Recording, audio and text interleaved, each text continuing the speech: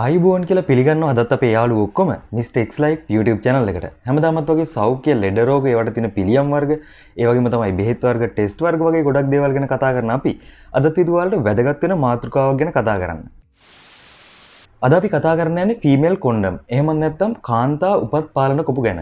ඇත්තටම මම පිළිකා සම්බන්ධ වීඩියෝ එකක් තමයි අද ඔයාලට ගේන්න හිතන් හිටියේ. ඒත් කලින් මම පොස්නෝ 2 උපත් පාලන ක්‍රමය ගැන කරපු වීඩියෝ එක බලලා ගොඩක් අය අහලා තිබ්බ මේ ෆීමේල් කොන්ඩම් ගැන විස්තර ටිකක්. ඉතින් මම ඒ හින්දා අද ඒ ගැන වීඩියෝ එකක් කරන්න හිතුවා. එහෙනම් අද අපි කතා කරමු මොනවද මේ ෆීමේල් කොන්ඩම්? ඒ වගේ වාසිය අවාසි මොනවද?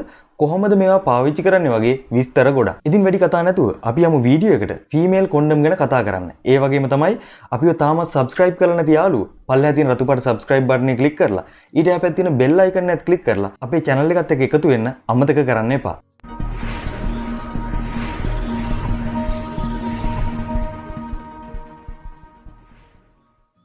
ෆීමේල් කොන්ඩම් කියන්නේ කාන්තාවන්ට පාවිච්චි කරන උපත් පාලන කොපු විශේෂයක්.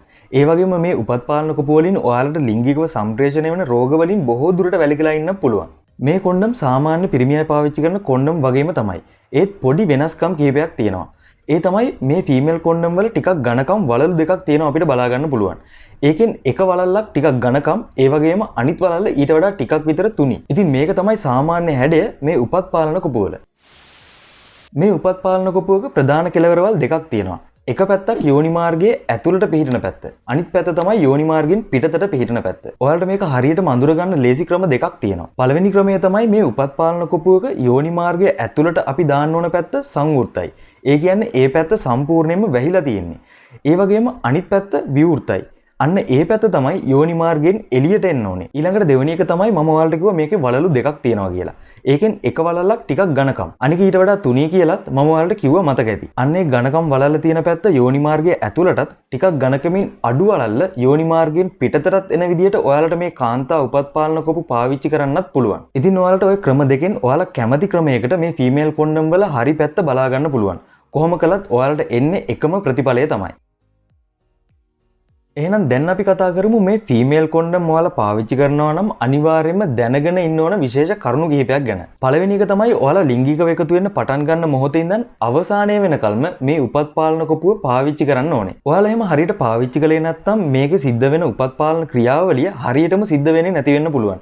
ඒ වගේම ලිංගිකව බෝ වෙන රෝග වලින් වැළකීලා ඉන්න තියෙන ඉඩකඩත් අඩු වෙන්න පුළුවන්. දෙවෙනි එක තමයි අනිවාර්යයෙන්ම මේ උපත් පාලන කොපු භාවිතා කරන කලින් මේකේ කල්ලිකුත් වීමේ දිනය පරීක්ෂා කරලා ඉන්න ඕනේ. මොකද ඔයාලා කල්ලිකුත් වුණ උපත් පාලන කොපුවක් පාවිච්චි කළොත් ඒකෙන් ඔයාලට ඕන ප්‍රතිඵලය හරියට එන්නේ නැති වෙන්න පුළුවන්. තුන්වෙනි එක තමයි ඔයාලා මේක පාවිච්චි කරන කලින් මේ උපත් පාලන කොපුව ඉරිලද එහෙම නැත්නම් සිදුරු වෙලාද කියලා හරියට බලන්න ඕනේ. මොකද බැරි වෙලාවත් ඒ වගේ ප්‍රශ්නයක් වෙලා තිබ්බොත් මම කලින් කිව්ව ප්‍රශ්න ටිකට ඔයාලට ආයෙමත් මුහුණ දෙන්න සිද්ධ වෙනවා. හතරවෙනි එක තමයි මේ උපත් පාලන කොපු භාවිතා කරන කලින් ඔයාලා ලුබ්රිකන්ට් එකක් එහෙම නැත්නම් අනුමත ලිහිසිකාරක ද්‍රව්‍යයක් පාවිච්චි කරන්න. එහෙම කළොත් ඔයාලට මේ ෆීමේල් කොන්ඩම් එක ලේසියෙන්ම පාවිච්චි කරන්න පුළුවන්. පස්වෙනි එක තමයි ඔයාලා කිසිම වෙලාවක වැඩි ආරක්ෂාවට මේ කාන්තා උපත් පාලන කොපුත් එක්ක පිරිමි උපත් පාලන කොපු භාවිතා කරන්න යන්න එපා. ඊළඟට අන්තිම එක තමයි මේ උපත් පාලන කොපු එකපාරක් පාවිච්චි කළාට පස්සේ ආයෙත් කීප වතාවක් මේ උපත් පාලන කොපු භාවිතා කරන එකෙන් වැළකීලා ඉන්න ඕනේ. මොකද මේ උපත් පාලන කොපු හදලා තියෙන්නේ ඔයාලට එකපාරක් විතරක් පාවිච්චි කරන්න. දැන් අපි බලමු කොහොමද මේ ෆීමේල් කොන්ඩම් එකක් හරියට ඔයාලා පාවිච්චි කරන්න කියලා. ඉස්සරලාම ඔයාලා පරිස්සමින් මේ උපත් පාලන කොපුව ඉවතට ගන්න ඕනේ. කතුරු වලින්, බ්ලේඩ් වලින්, දත් වලින් වගේ මේ පැකට් එක ඉරන්න යන්න එපා.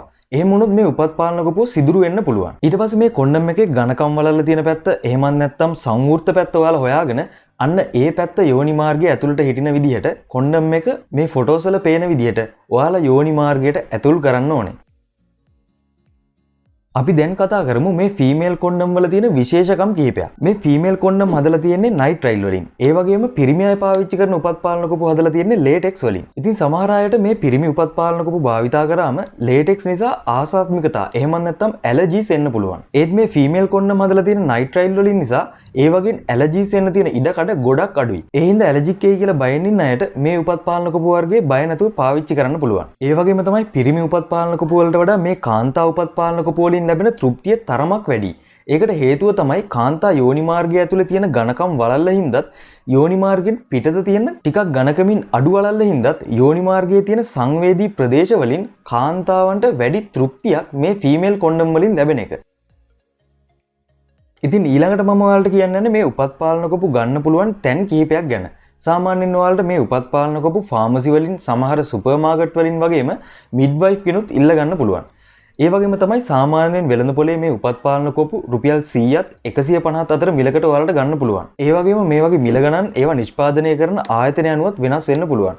ඉතින් මේ වගේම ස්වභාවික උපත් පාලන ක්‍රම, පොස්ටිනෝ 2 උපත් පාලන ක්‍රමයේ වගේම ගෙදරින් ඉඳන් ඔයාලට කරන්න පුළුවන් ගර්භණී පරීක්ෂණ ගැනත් වීඩියෝ පෙළක්ම මම කරලා තියෙනවා. ඉතින් ඒවත් මේ වීඩියෝ එකම ඔයාලා බැලුවොත් ඔයාලට මේ උපත් පාලන ක්‍රම ගැන හොඳ අයිඩියා එකක් ගන්න පුළුවන් වෙයි. මේ කතා කරපු විස්තර ඔයාලට ගොඩක් වැදගත් වෙන්නේ නැති කියලා මම හිතනවා. ඒ වගේම ඔයාලට තියෙන ප්‍රශ්න පහලින් කමෙන්ට් එකක් දාගෙන යන්න. ඒවටත් මම අනිවාර්යයෙන්ම රිප්ලයි කරනවා. ඉතින් තවත් මේ වගේම වීඩියෝ බලන්න අපේ YouTube channel එක subscribe කරලා එහා පැත්තේ තියෙන bell icon එකත් click කරන්න. ඒ වගේම මේ වගේ වටින වීඩියෝ ඔයාලගේ යාළුවන්ටත් බලන්න share කරන්නත් අමතක කරන්න එපා. ඉතින් මේ වගේම තවත් වටින වීඩියෝ එකකින් හම්බ වෙනකල් ඔයාලට නිරෝගීමත් දවසක්.